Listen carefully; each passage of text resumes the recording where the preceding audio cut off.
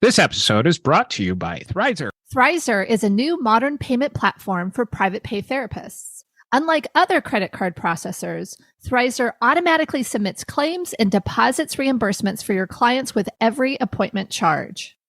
Check out bit.ly/modern therapists to learn more. Is marketing on your to-do list? Melissa Forzi at Events and Marketing has self-paced courses that will teach you all of the marketing basics every small business owner should know. Go to our special affiliate link, bit.ly/MTSG marketing, and use the code THERAPY, all caps, to get 10% off any course.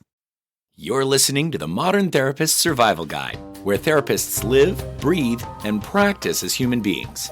To support you as a whole person and a therapist, here are your hosts, Curt and Katie Vernoy. Hey, Modern Therapists, we're so excited to offer the opportunity for 1 unit of continuing education for this podcast episode.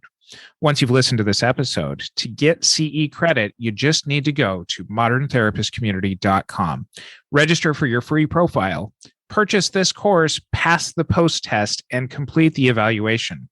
Once that's all completed, you'll get a CE certificate in your profile, or you can download it for your records. For a current list of our CE approvals, check out moderntherapistcommunity.com. Once again, hop over to moderntherapistcommunity.com for 1 CE once you've listened. Woohoo! Welcome back, Modern Therapists. This is the Modern Therapist Survival Guide. I'm Curt with Katie Vernoy, and this is another one of our continuing education-eligible episodes. If you want CEs for this episode, follow the directions at the beginning and the end of the episode, or go to our show notes over on mtsgpodcast.com. And we are talking today about ineffective therapy, about our hatred of manualized treatments, and why that might not be the best of things. So in my own justifications of this episode, I actually realized that I do more evidence-based treatments than I care to admit. I'm actually more of a model follower than I may have let on to the audience, and maybe I'm just doing some revisionist history here over a couple of hundred episodes, but I think we're going to do some callbacks to some old episodes here that are maybe at first glance kind of contradictory to what we're talking about today, but I think that it fits in with everything. So when we prepare for these kinds of episodes, we tend to share some of what we're talking about with each other. I think it's pretty obvious if you go back to some of these CE episodes, which ones are more me-led and which ones are more Katie-led. This one being a Curt-led episode. This is not a Team Curt, Team Katie sort of thing. This is a who's doing the heavy lifting of the research here. Just in preparation for some of these, we don't end up both reading all of the articles here. So we do have a basis for what we're talking about. We're going to talk about some of our experiences. We're going to make some of you a little bit upset or a lot upset.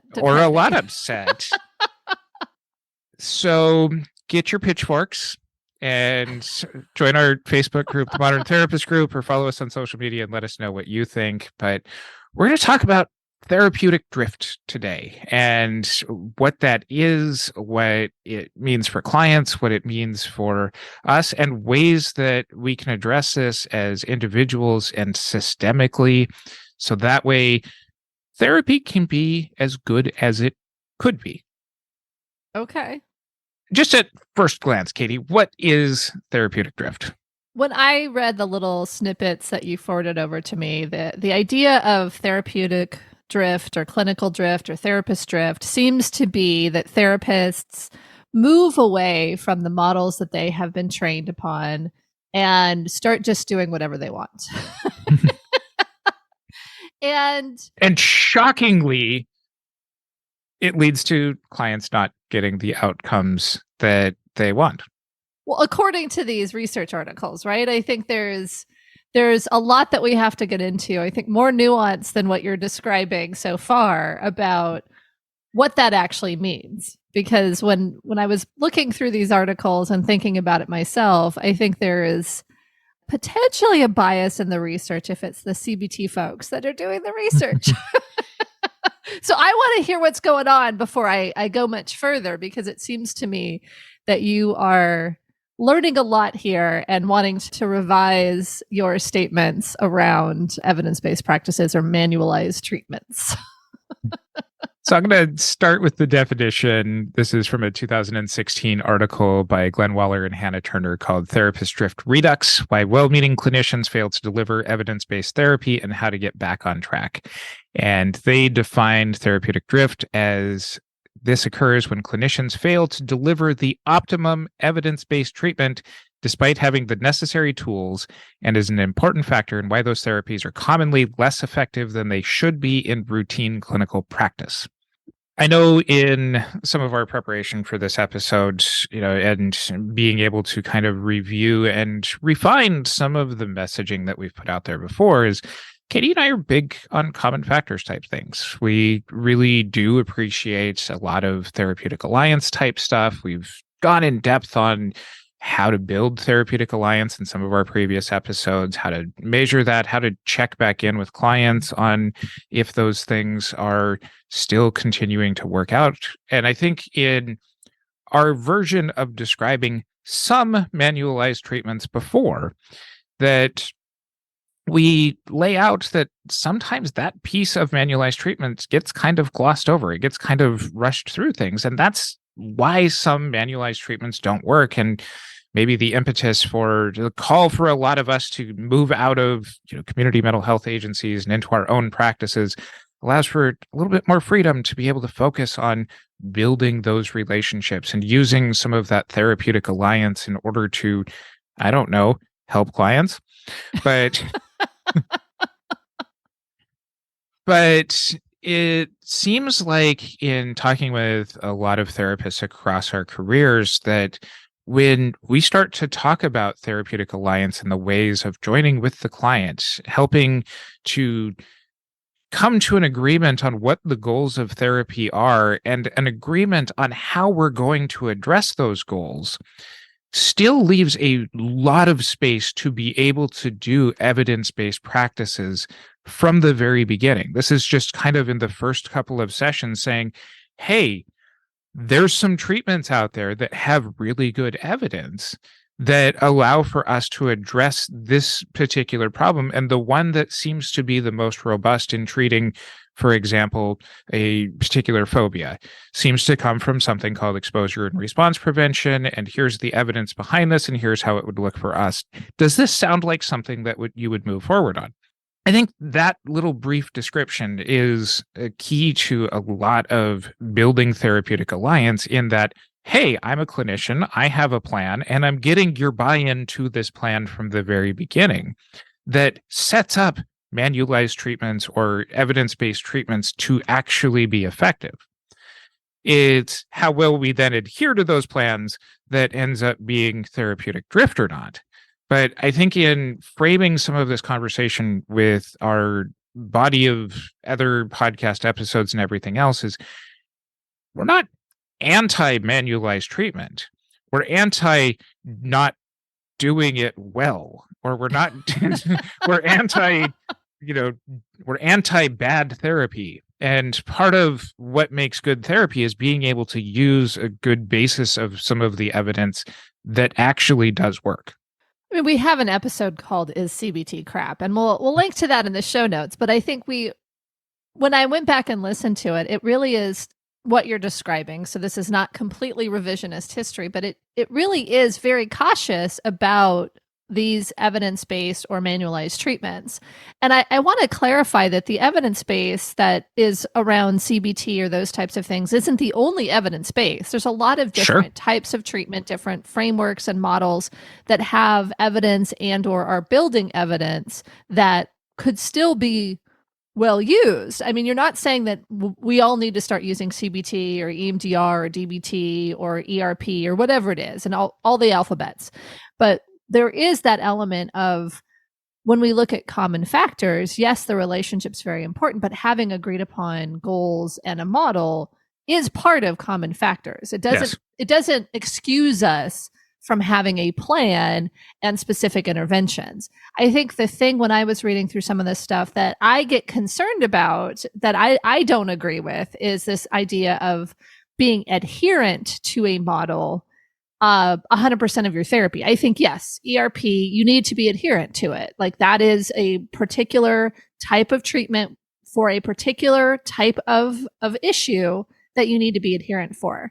But to me, I think there's this other element of when we have a client that comes in with a lot of complexity, a single evidence-based practice done adherently may solve one problem and not all of them. And I think that's where I want to get into the discussion around what is it that we're actually talking about? Because to me, the way if we go strictly to a kind of black and white model here, we're looking at somebody needs to do 10 sessions of CBT, and that's going to be what it looks like, versus using tools from evidence-based practices, from promising models, from those things within an integrated model, right? Sure. Like, to me, I think there's an element of this where in research, it is very nice to have a discrete problem with a discrete treatment, and it will get results. But when we're looking at real clients in the real world, they're very complex, and they don't just most of them don't just have a discrete problem. And so what is successful treatment? Now, you've already said, talk to the client, go back to the client, those types of things, like that's part of the relationship.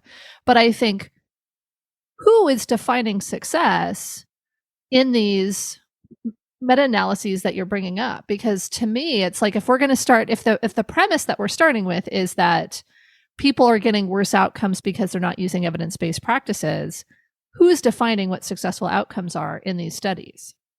So without directly answering that and maybe getting to this and helping our audience on this, is coming back to these conversations to the client is the common factors piece of it that helps the client to be the one who determines whether or not things are successful. That is our ultimate takeaway as far as this piece of the argument goes. I'm sure that some of the studies that are out there, and I know that there's well over 100 studies that look at therapist drift, and I didn't read them all, people, but we don't have that kind of time. But the articles that I look at kind of look more at some of the clients' feelings of not achieving success. This isn't necessarily, insurance companies or, agency sort of descriptions of, clients not reaching their treatment. There is some agency issues that we'll talk about in this episode here, but this is the ability to get clients to the place where they want to be, which is common factors. Okay. I mean, if we're looking at it from a place of client-defined successful outcomes, then I think this is something that I want to dig more deeply in. If it was like, hey, you have a CBT, your thought process is a little bit better, or you're not afraid of thing A, but now you're afraid of thing B, like, that was the thing that I think I really struggled with in community mental health, was that it was, you get to a particular goal and funding runs out and off you go. And the complexity of the cases were not addressed by success. Right. And so I want to dig in with this, because I think there's a lot here that I think is really important to think about. And to me, it seems like the gold is going to be in the nuance, not in just use evidence-based practices. And that's not what we're saying. Right. Now, there are some client issues that lead to therapeutic drift. And this is largely going to be those clients that come in that have poorly defined reasons for being in treatment, or it's going to be reasons that they're being assigned to therapy, maybe cases where it's court ordered or something like that. Yeah. Or, calling back to, our men in therapy episode of people being sent by family members and just not really having good therapeutic goals. Newsflash. Good common factors and good therapeutic alliance building helps to get those clients back on track. But we've likely all had those clients who show up and would rather talk about literally anything else other than the reason why they're there. Sure. And so this is a client factor that comes in, and I'll point to Irvin Yalom as far as being one of the best and most concise ways of addressing clients like these to get back on track is start talking about the therapy. This is not like this is just out of those deliberate practice people who are like, do all of these measurements as far as what therapy is, but even just being able to have conversations of like, what are you doing here? Like, these are the goals that you came in with, and now you're talking about, 90-day fiance rather than, your own depression or something like that, ends up being something where the clients end up contributing to therapeutic drift. Now, well, I think it's funny because when you were saying that, I remember a meme or a GIF. I don't know which one it is, but anyway, it was this person that was just sitting there looking kind of confused, and they're like, that feeling when you start talking about ordering pizza on Thursday, and by the end of the therapy session, you're talking about your deepest, darkest trauma or whatever. And it was funnier when it was out there, but I think the idea around therapist magic is that we can basically take anything and move to a therapeutic goal or a therapeutic conversation. I think when we were preparing on this, and we actually have our prep over on Patreon, everyone. So if you want to see what we look like when we're behind the scenes, go over there. But you were talking about, even if someone comes in without goals, and that was one of the problems we talked about on the Therapy as a New Religion episode, our job is to get to a goal. Yeah. It's to figure out what that is, and motivational interviewing. We have an episode on that. There's a lot of different places where you can use some of this stuff to actually get to an agreed upon goal, even from the beginning of treatment. And so I think, and those come from evidence-based practices. Well, and I think when I think about evidence-based practices, I also think that there are still some very strong practices that don't have an evidence base because they're hard to study, right? And so I think some of the things I do, I think work very well and don't have an evidence base. And so maybe I'm a drifter. Well, but I'm not the only one. So towards the end of the episode, we'll talk about practice-based evidence. All right.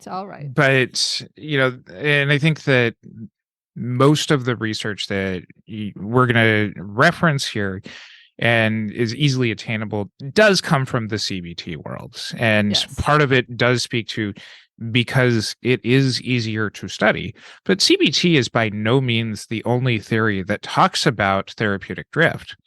Francine Shapiro with EMDR was, talking about people coming back to her and doing consultations and her being like, you're not doing EMDR, you're doing EMDR flavored stuff. We've heard feedback from guests, like Jamie Marich, as far as like, there's people who do kind of EMDR-esque things. There's a lot of clients that I have who've gotten what's called EMDR from other clients or from other clinicians.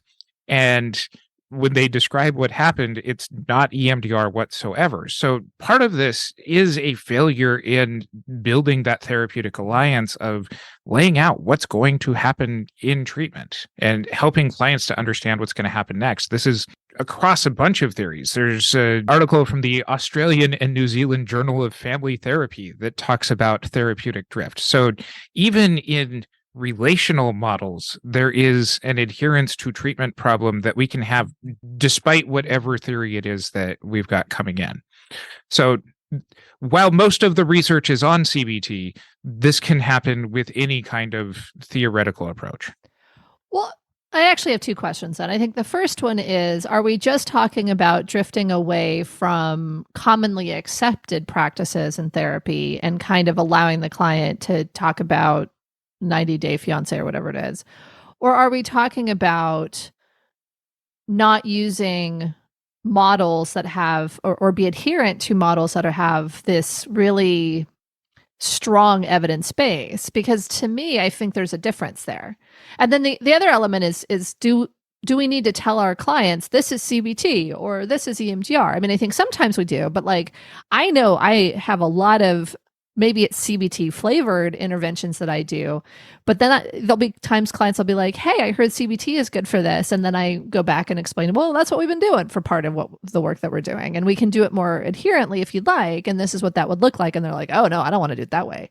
So I think it's that element of, do we need to tell our clients exactly what model we're using so they can go do research on that model?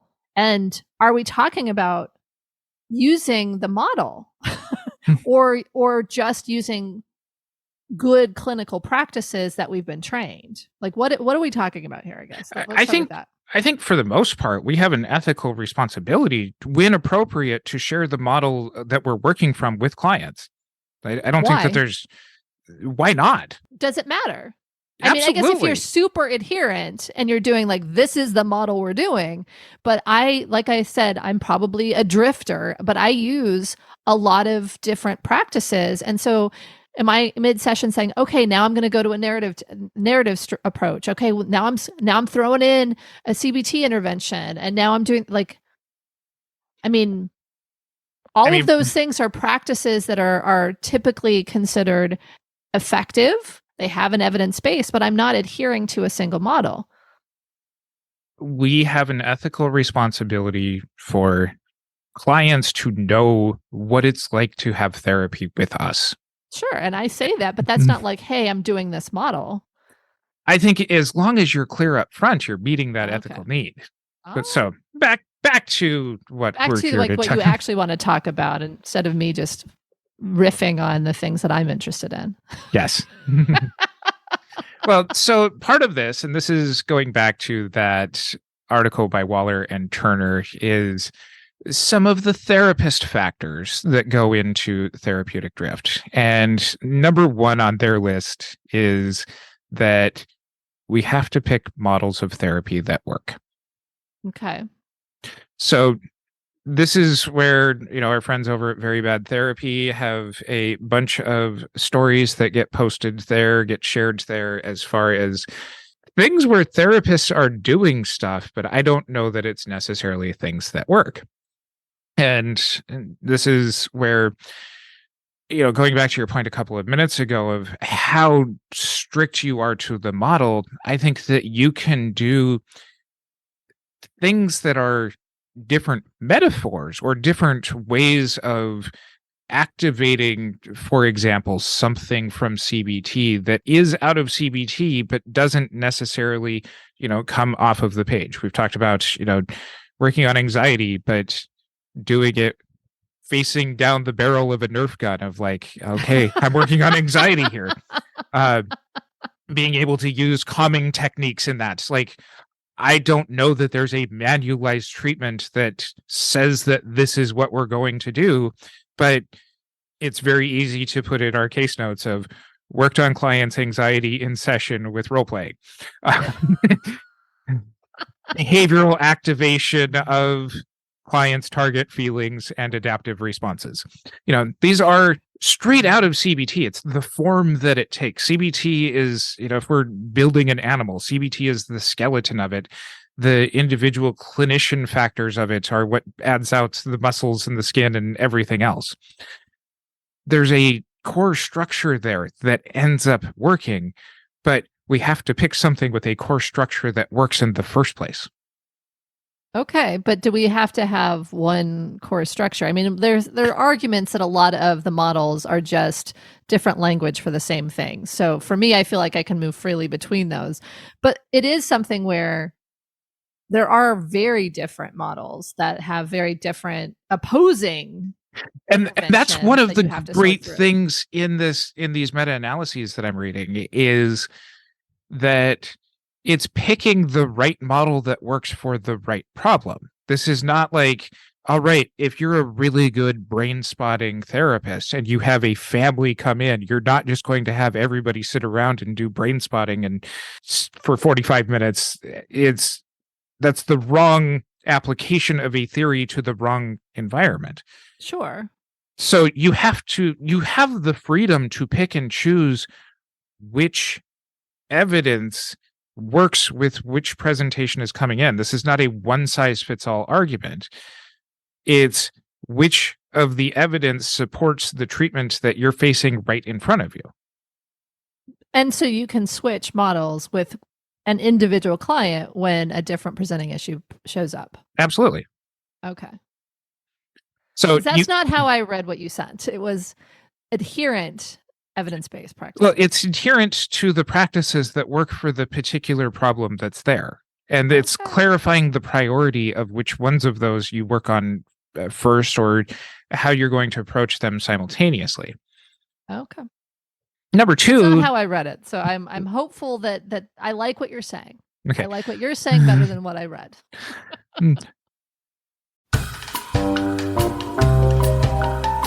Just going to pop in here real quick to tell you more about our sponsor, Thrizer, a payment processing solution for private pay therapists.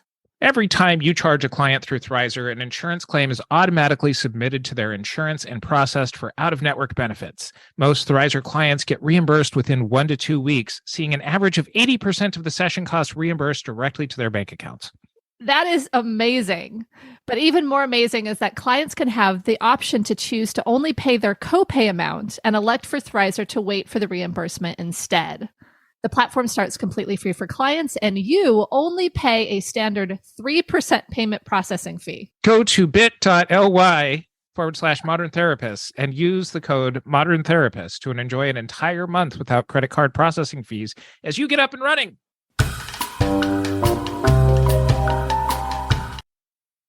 The next thing is, even when we talk about picking the right evidence, we then have to do it.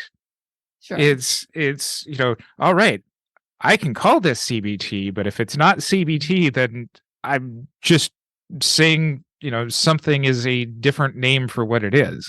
Sure. To that point, I think there's an element of what I do that does what you're talking about. And so I have a client, I'm very relational, we're developing goals. Potentially there's a little bit of motivational interviewing, or there might be, some sort of CBT structure in place. There might be other pieces. And then when we actually get to a particular discrete thing, I can see myself doing a CBT thought record.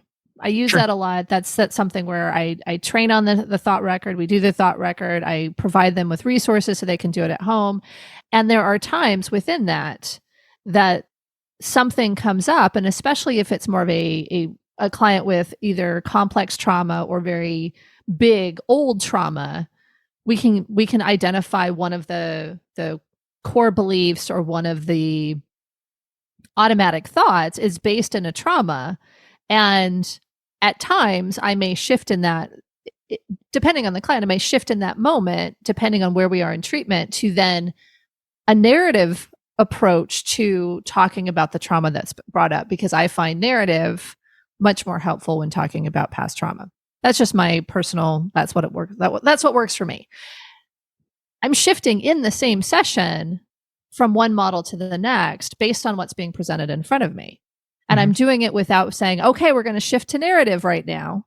And so to me, having that dynamic approach and being able to tap into a different tool because of what came up during the first one. And I'm sure there's probably times when you're doing EMDR and something comes up and there needs to be some other adjunct that comes in to help with the treatment. I'm assuming. I don't know EMDR, so maybe I shouldn't make that point.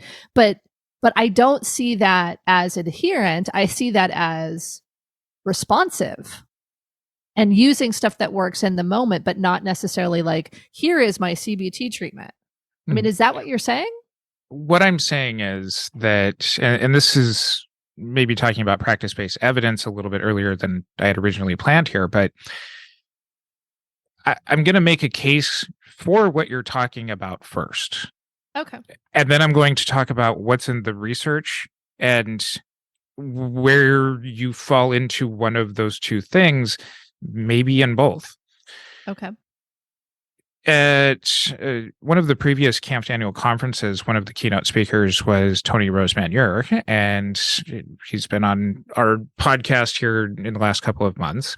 And he was talking about basically deliberate practice type things and getting client feedback. And he was showing a video of one of the sessions that he was doing with a client where he admitted, he's like, I probably used 6 or 7 different theories in this one session.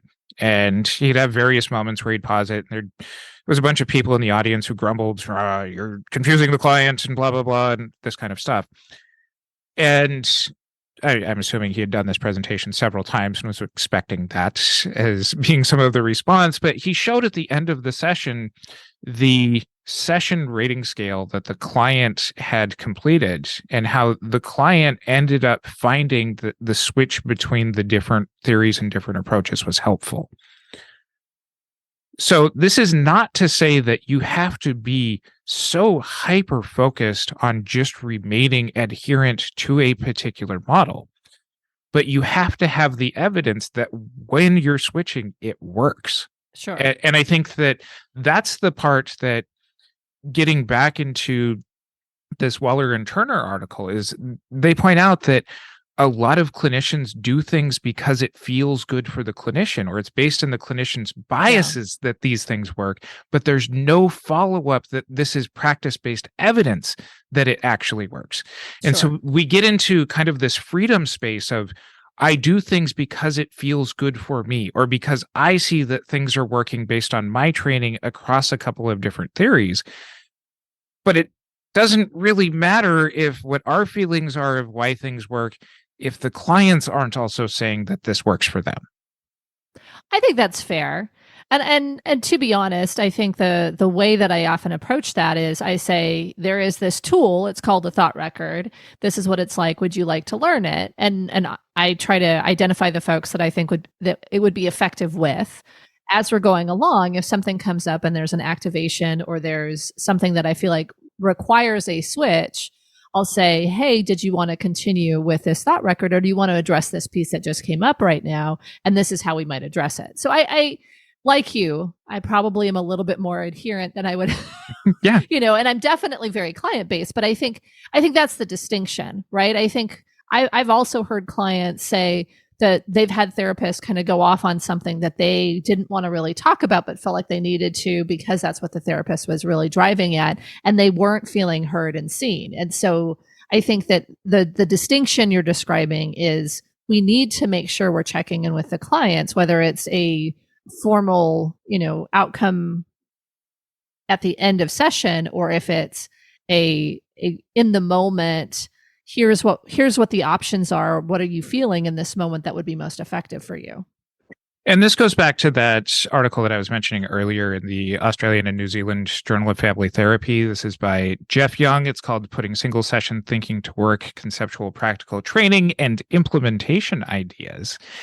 And what is described here is that we need to set not only the agendas at the beginning of the overall treatment, but even within each single session. And this is asking things even as simple to, whether it's an individual client or a family client, is, are we on track? Is this what you wanted from today's meeting? And especially if you set the agenda at the beginning of the session of, hey, at the beginning of the session, you said that you wanted to talk about this, and now we're 7 miles, or this being Australia, 13 kilometers away from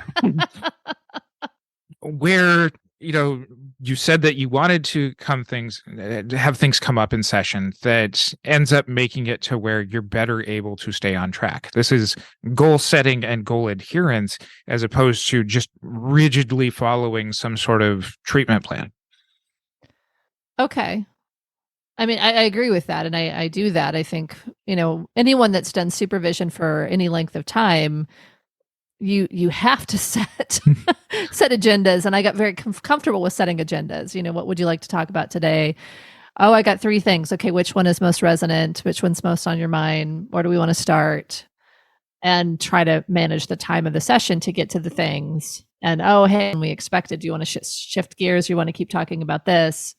Those types of things. So I think that all makes sense. I still don't see how we're promoting evidence-based practices, though. I mean, are we fully into practice-based evidence at this point? I like it. Well, so I think that even just in hearing your kind of tonal shift from, like, these articles piss me off, to how this all fits together, and the more that you're kind of being like, okay, maybe I actually do this. Mm-hmm. It's doing that piece of it, that part where you're doing that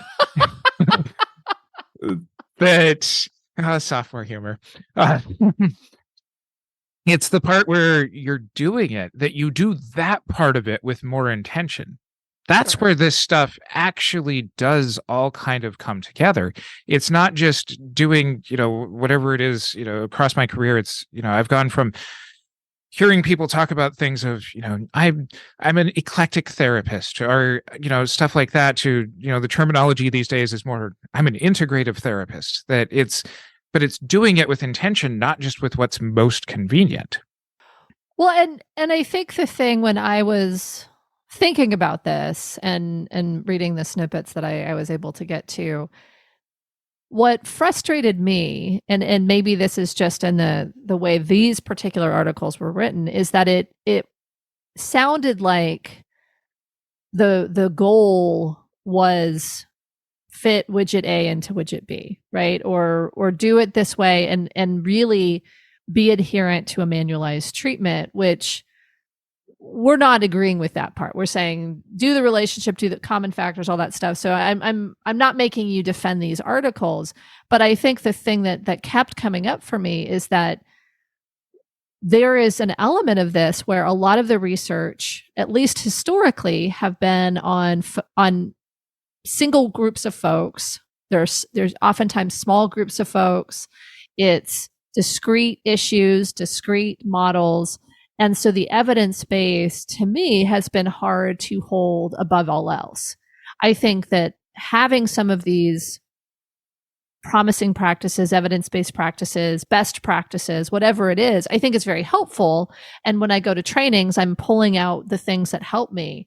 But the desire to be, I'll be dramatic, shackled to evidence-based practices doesn't fit for me. It doesn't fit for folks who are coming from lived experience. It doesn't fit for being able to look at cultural differences, neurodevelopmental differences. Like there's so many different ways that we work and operate that, yes, not all models are going to work for all clients, and we need to do that assessment. That's part of being a good therapist.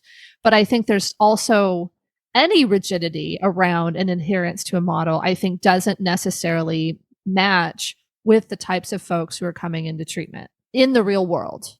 I think middle class white college students who are going to a clinic and having a study done and have a particular discrete issue, I think it does work. But I go back to, I think that we have to figure out what success is and what is needed for healing and what that actually looks like. Because I think getting to a goal even sometimes may not be what some folks are looking for in treatment. I'll call back to the Is Therapy the New Religion episode. Some people are wanting to have an ongoing dynamic process of personal growth. Is that not therapy? I mean, well, no, to that point, though, is what we're already talking about as far as therapeutic alliance. If that's what the client says that they want, and there is a best way to meet that need, you match the best way to meet that need with what the client wants. So is there an evidence-based practice that is relational? It's just have a good relationship with your client. I mean, I know that there was some studies being done to try to codify and make common factors an evidence-based practice. But as far as I know, there's not like, oh, well, the evidence suggests that just having a good relationship with your client is sufficient. You still have those kinds of theories, whether it's analysis, whether it's Rogerian approaches, Sure. that there is an evidence there. You still have to follow the principles of those treatments. It's not just Sure. like, all right, you're my weekly 1 p.m. that pays me my full rate and is just here forever. Like, that's something where there's still the need to check in with, like, hey, how are you feeling about how treatment's going? Here's, kind of where we can go with this kind of information. What is it that you're wanting to work on, not just in this session, but over the next couple of months, that is coming back to talking about the treatment itself?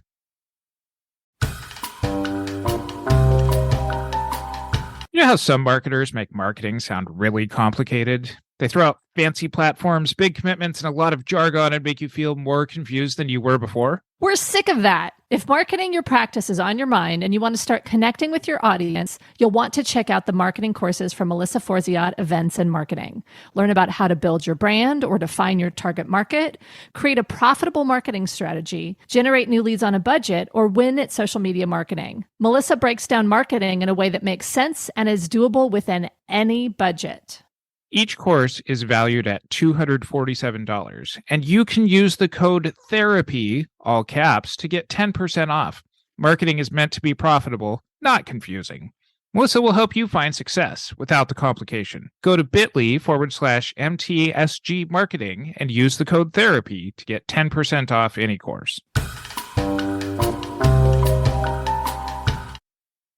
I think maybe what I'm getting into is that there is this nuance around what is treatment. And I think some of the work I do with my longer standing clients is really attachment based.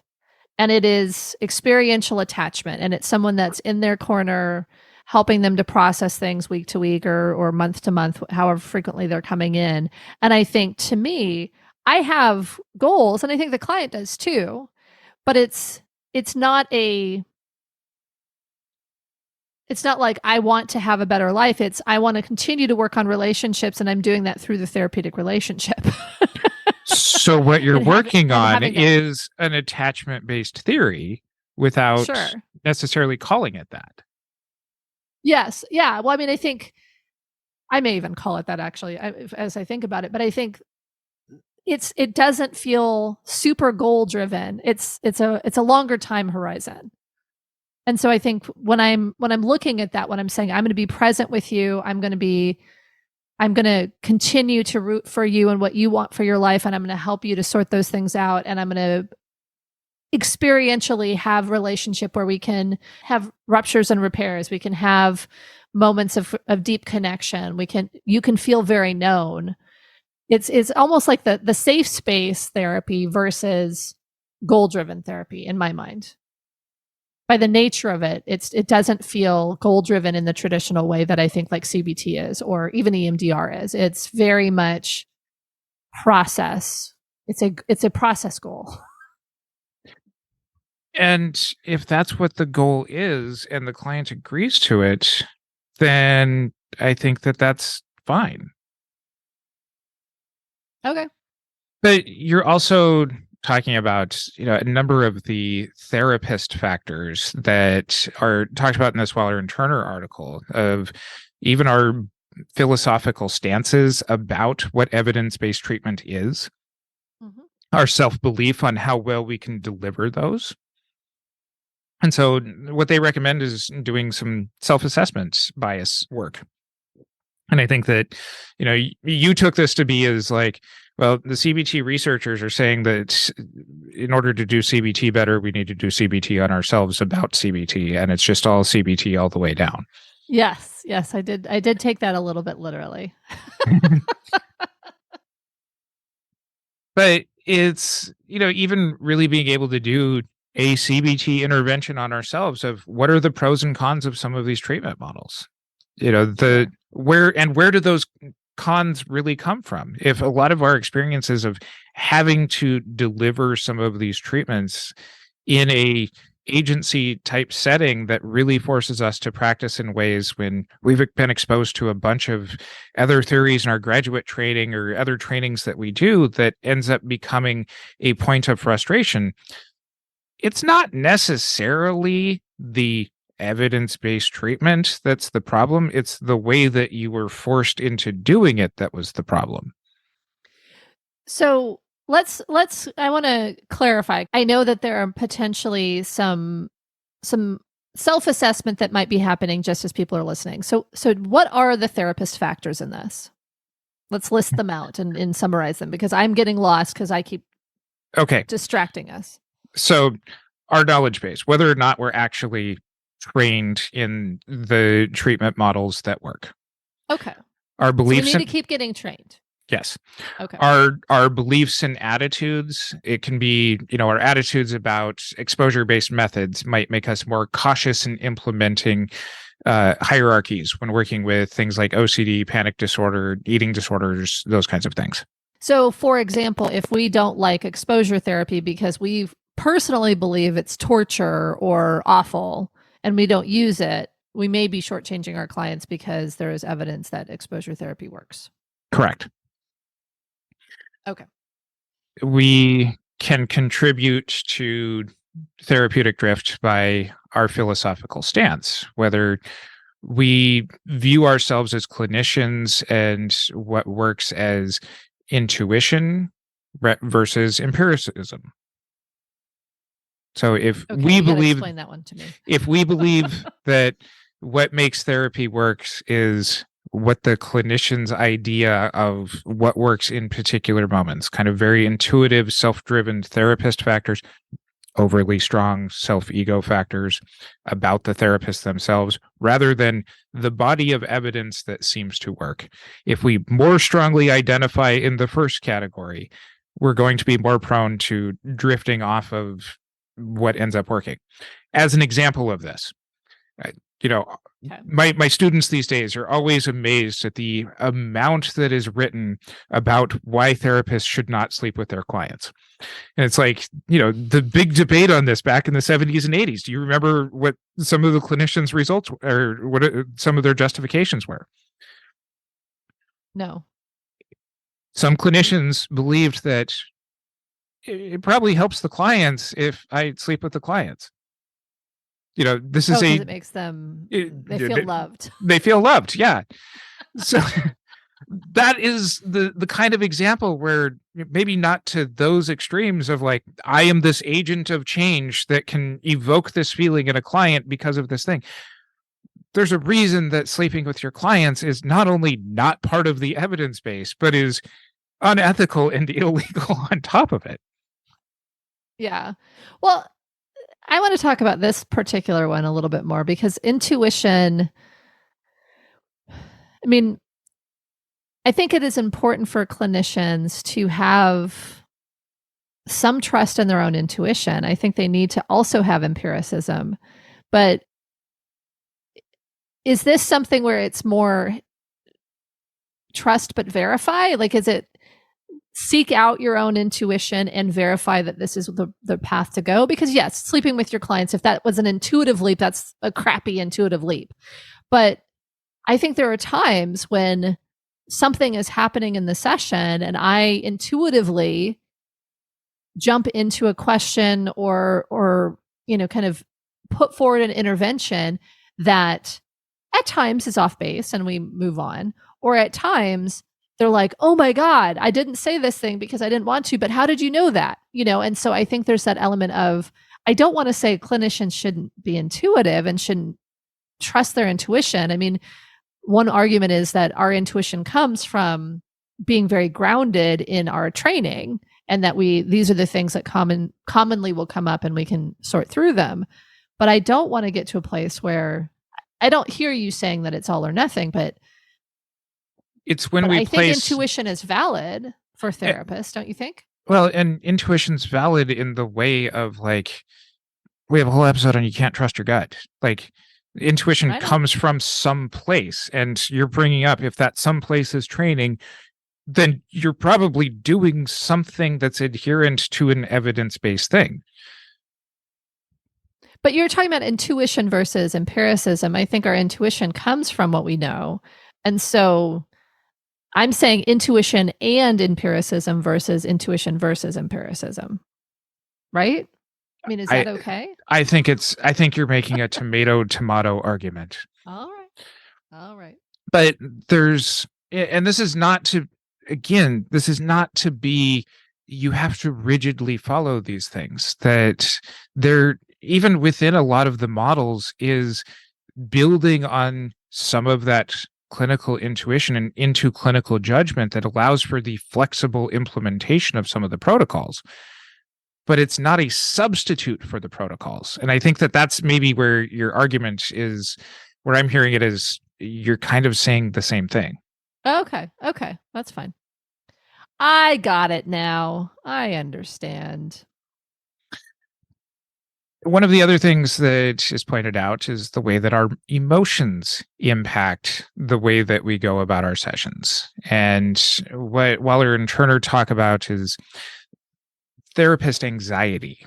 And there's a whole host of research on, especially in the delivery of CBT, but I think that in one way or another, this is going to be across any number of treatments, is therapists with higher levels of anxiety are less likely to push clients to do things that are behaviorally activating, and they're less likely to do things like assign clients homework and follow up on the homework and make clients apply the principles learned in therapy to the other 167 hours out of the week.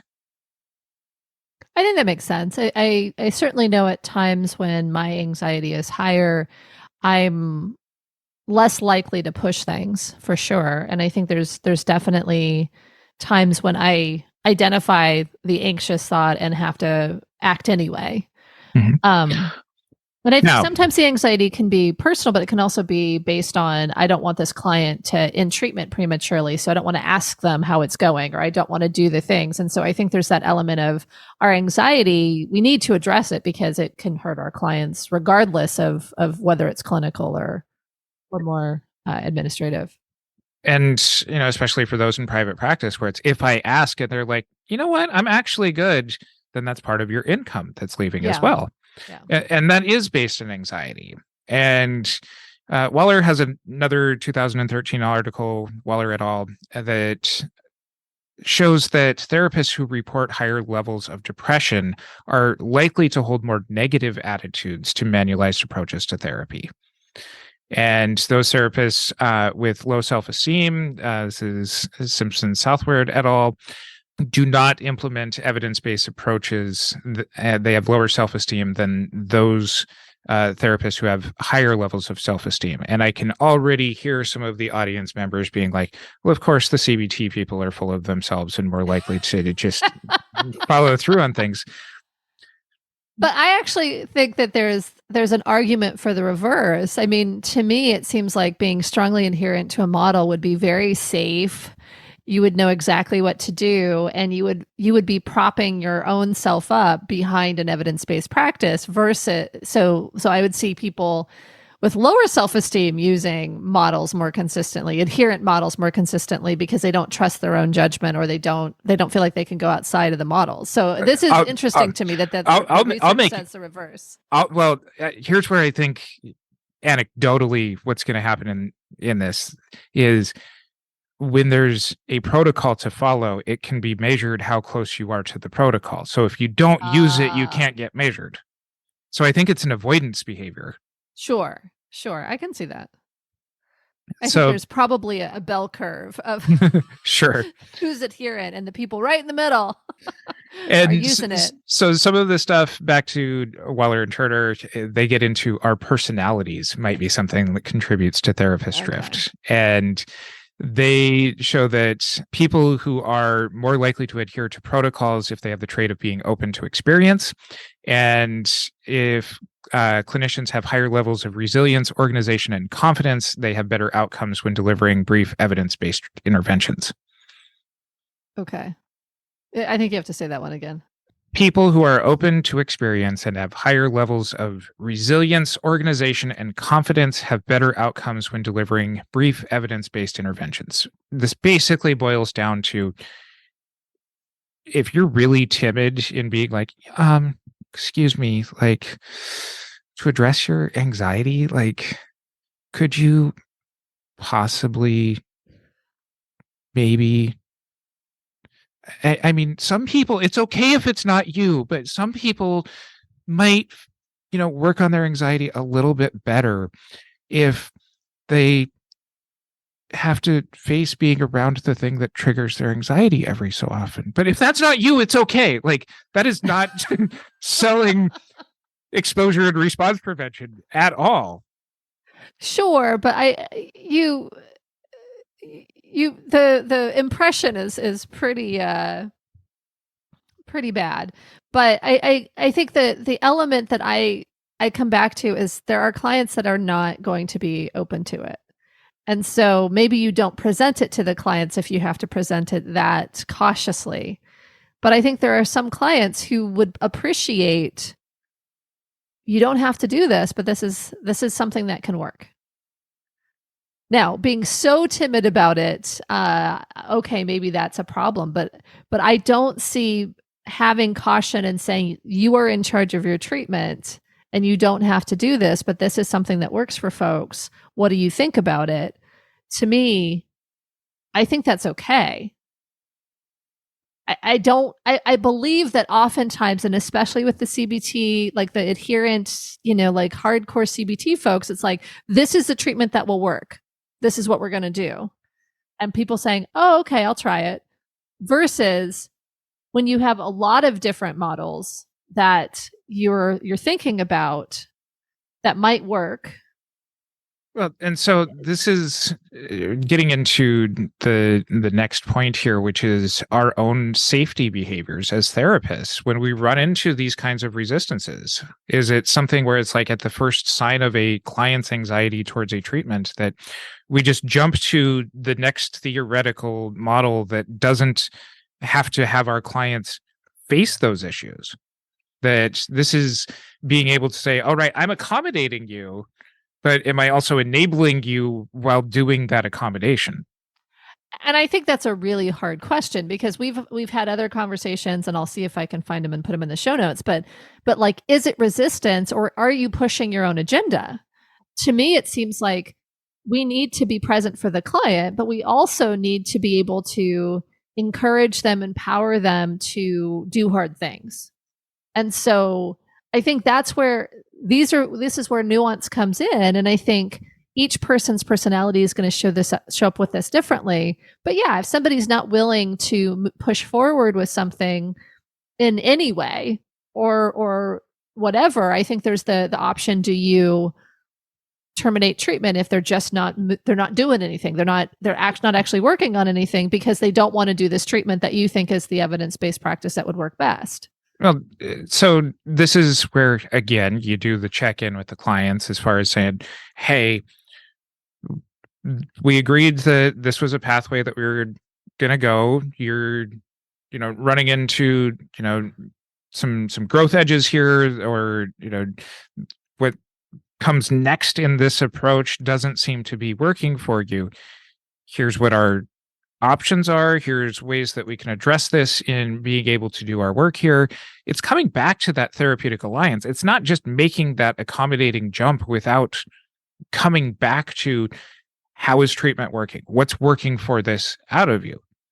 Or what's working out of this for you, and what's not working out of this? So that way we can be able to address the problem together rather than just making a jump into whatever's the next convenient thing. So it's continuing to come back to, we need to be checking in with the client. Yes. But I think when we talk about resistance and all of that, I prefer to work with resistance with the client. Is that what you're saying? Is saying that identifying the resistance, saying, hey, you're showing resistance to this idea.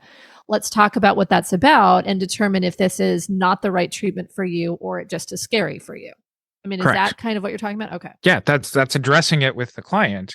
It's not just being like, well, that didn't work. It's time to throw out CBT to narrative to essential oils and just being like, here, smell this.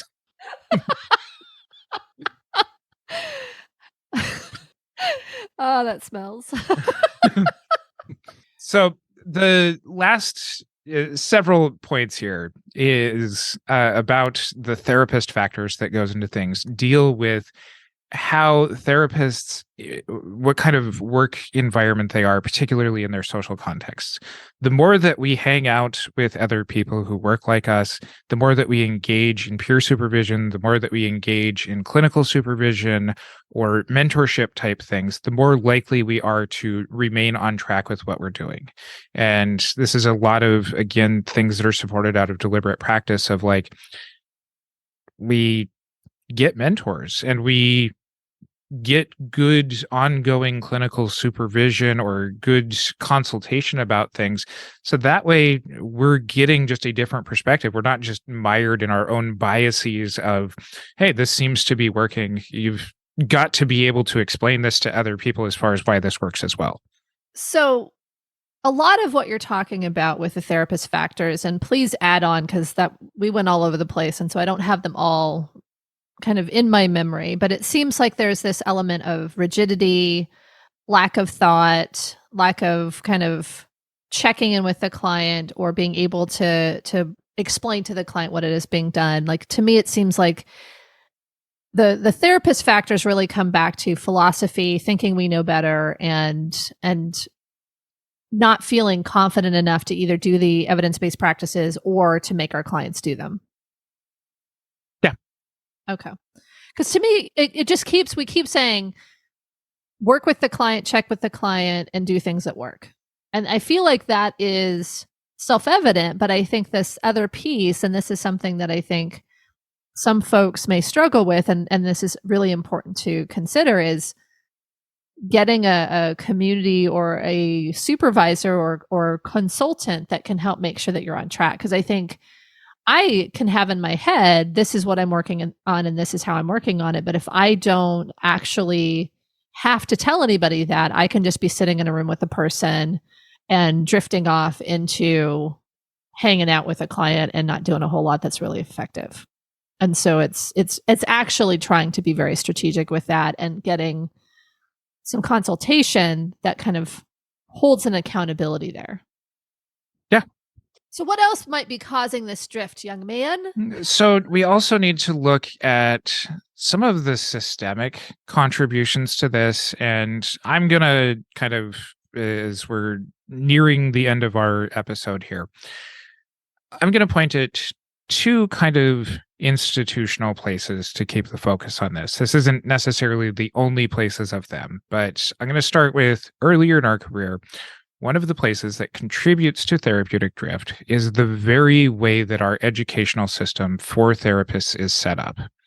That as the licensing tests tackle that every therapist needs to know every theory that's being in practice, that the graduate institutions in response to that then have a responsibility to teach the theories that are on the test. And even in the time since you and I have been in graduate school, 20-ish years ago for you, 15-ish years ago for me, but even since I was in grad school and knowing the curriculum of what's being taught in the programs that I'm in, talking with graduate students, talking with postgraduate pre-licensed people, is the number of theories that students are expected to be taught and expected to learn and that they're tested on as part of their graduate program does not allow for them to reach any sort of depth of actually being trained very well on most of these, if at all.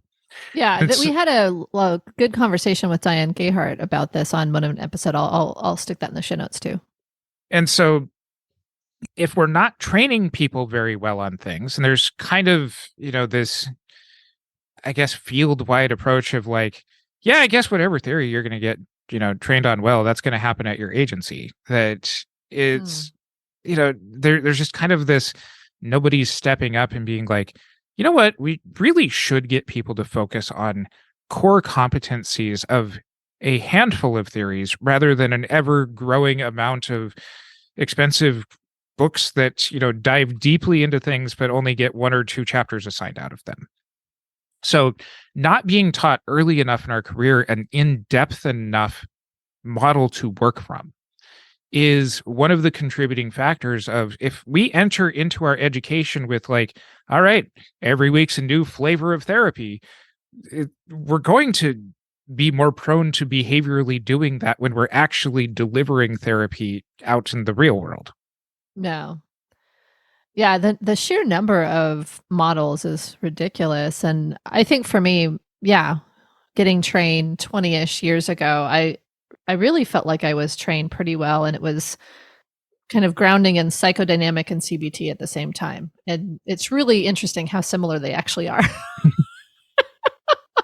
That was one of the arguments, was that they actually just were the same thing with different names. But the other systemic thing that I'm going to point to here as well, and we've kind of broached this a little bit even in this episode here, but it's agencies that are delivering treatment to get people, through a rapid number of sessions to, reduce a symptomology, and funding runs out, that Yeah. does not allow for the actual adherence to even the evidence-based treatments that they're potentially selling, or that they're potentially advertising out to consumers or funding sources or these kinds of things. So if you're in an agency where you're, I'll crap on CMH here for a moment, but if you're in an agency where it's like, all right, you've got 12 sessions to deliver CBT to this client, as an agency policy, bean counter, you are going to be able to do CBT in 12 sessions because this one, research article justifies what my funding sources are. If that doesn't allow for you to actually do the appropriate approach for what the client's problem is, of course you're going to drift off of what you're being assigned. And this leads to a lot of poor practice and a lot of poor feelings about evidence-based treatments that could potentially work if given the appropriate structure and setup to make them work. Completely agree. I think that the challenge that I saw in community mental health was that there just wasn't enough time to truly dig in sufficiently. And I think there was also the models chosen were based on very short-term models. And so you have a client that comes in with a very complex presentation and you're doing 12 sessions of trauma-focused CBT, like you can't address it all. And it becomes, especially for neuroclinicians, it becomes really hard to like, how do you sort through what it is I do? Okay, well, I guess I just follow this model and all will be well. I have another systemic thing that I was thinking about because I think it's something that I've faced at different points in my career. Later on, when it's up to us as clinicians to get continued education, potentially dig deeper into a model, it is hugely expensive and or really hard to get the right training. And I'm thinking, is it EFT or IFS? One of them has like a lottery to get into. Like people can't even get the official training unless they win the lottery. Mm-hmm. And so I think there's this element of super expensive training and protocols that isn't approachable for everyone. And so, we have too many models to choose from that we don't know much about in grad school. We go into some sort of an agency or even into a private practice, honestly, where somebody has, this is how I work, and you either have the time to do it or you don't. You learn about it or you don't. And that's kind of where you're stuck, unless you then can spend thousands of dollars to get one of these more robust trainings and get certified in it and feed the the therapy training complex. And it doesn't feel approachable. It doesn't. I mean, I think I would like to get trained in EMDR, but it takes so much friggin' time and it's expensive. So I'm like, okay, I need to be able to be present. I need to be able to do this thing. And it's also expensive. Mm-hmm. And so it's really hard to then, as a clinician, invest in yourself or even to figure out which one you want to do because you're like signing away half a month's salary or something in order to try to get something. And it feels really daunting. And so I think that it makes sense that people are not, especially in an adherent way, sticking to some of these evidence-based practices if they just don't have the time or money or previous training to be able to do that. So in order to reduce this stuff, some takeaway things, as much as we like to talk about, here's policy changes that can happen, I don't think that this is something that gets done with policy sorts of stuff. I mean, maybe the reduction of the number of theories that have to be taught within graduate programs. Or even insurance and kind of Medicaid limits on treatment and how they are run, because in agencies, evidence-based practices are about 10% doing whatever the manualized treatment is and like 90% all of the paperwork. And so in the absence of a strong policy suggestion here, this is one of those things where, all right, this is the system that we're in. And some of these responsibilities do fall to us as individuals in order to address these things. And so if it's start doing more evidence gathering about your practice. So that way that you can talk with clients of like, here's why I'm veering off of this model at this point, based on what is effective with me and the interventions that I use in my practice. I'm going to introduce maybe a new option here. How does that work with you? So part of this is keeping track of your own success rates. Yeah. Part of this is join peer consultation groups. Get get feedback from somebody who does these kinds of treatments better than you. So that way you can continue to learn and continue to be able to stick to the parts of your treatments that do have an evidence base. So that way you're practicing legal and ethically. But this really does come down to like check in on your own biases towards this stuff. I had originally thought in conceiving of this episode that, all right, therapeutic drift, we do hear these stories of like people walking out of sessions being like, I didn't talk about what I wanted to talk about at all. Sure. And then I kind of went through this growth phase of looking at all of this background stuff of like, this is just CBT people talking about CBT stuff. But the more that I dug into this, and hopefully you're feeling kind of the same way, is this isn't a push just towards being very judicious towards using the models or anything that doesn't look like it isn't good therapy. This is more of be very intentional with what you're doing. Have reasons for doing it. Don't just be reactive to things. Have a plan and make sure that with your clients, therapy is working. That makes sense.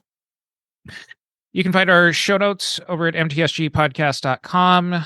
You can follow the directions on the intro and outro to get CE credits for this over in our Modern Therapist community. Join our Facebook group, the Modern Therapist group. Follow us on our social media. And if you like this longer form content, it definitely helps us out if you consider becoming a patron or supporting us through Buy Me a Coffee. And until next time, I'm Curt Widhelm with Drifting Less Than She Thought, Katie Vernoy.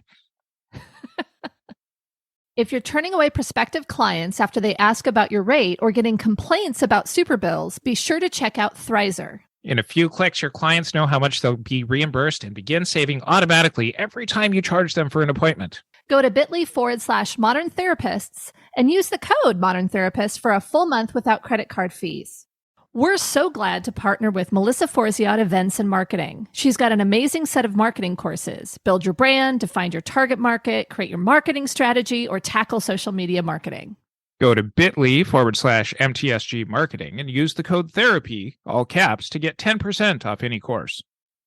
Just a quick reminder, if you'd like 1 unit of continuing education for listening to this episode, go to moderntherapistcommunity.com. Purchase this course and pass the post test. A CE certificate will appear in your profile once you've successfully completed the steps. Once again, that's moderntherapistcommunity.com. Thank you for listening to the Modern Therapist Survival Guide. Learn more about who we are and what we do at mtsgpodcast.com. You can also join us on Facebook and Twitter. And please don't forget to subscribe so you don't miss any of our episodes.